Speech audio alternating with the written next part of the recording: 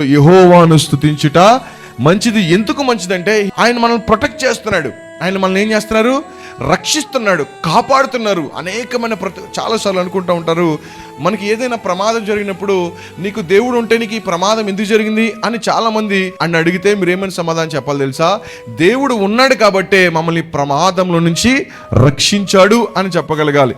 దేవుడు ఉన్నాడు కాబట్టే మేము ఆయన ఆరాధిస్తున్నాము, కాబట్టే మా ఆరాధనను ఆయన స్వీకరించి మమ్మల్ని క్షేమంగా నడిపిస్తున్నాడు. ఒకవేళ ఏ ప్రతికూల పరిస్థితులు వచ్చినా దేవుని సన్నిధిలో మేము నిలదొక్కునేటువంటి ధైర్యాన్ని మాకు ఇస్తున్నాడు. కాబట్టి ఆయనను ఆరాధించడము మంచిది. ఈ రోజున ఆరాధించడం అనేది బహు తక్కువైపోతా ఉంది. దేవుని దగ్గరికి వచ్చినప్పుడు మనందరం థ్యాంక్స్ గివింగ్ చెప్పాలండి.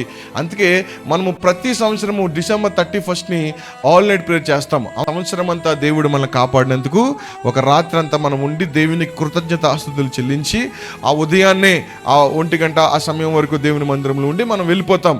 అంటే ఏంటి? సంవత్సరం అంతా దేవుడు మనల్ని కాపాడినందుకు థ్యాంక్స్ గివింగ్ చెప్తున్నాం. మరి నెలంతా కాపాడినందుకు మనం ఏం చేస్తున్నాం? మరలా ఆల్ నైట్ ప్రేయర్ చేస్తున్నాం. మరి వారమంతా కాపాడినందుకు మనము దేవుని మందిరంలోకి వచ్చి కృతజ్ఞతాస్తుతులు చెల్లిస్తున్నాం. మరి ప్రతిరోజు కూడా మీ ఇంటిలో దేవుని స్తుతించేటువంటి అనుభవం కలగాలి. హల్లెలూయా.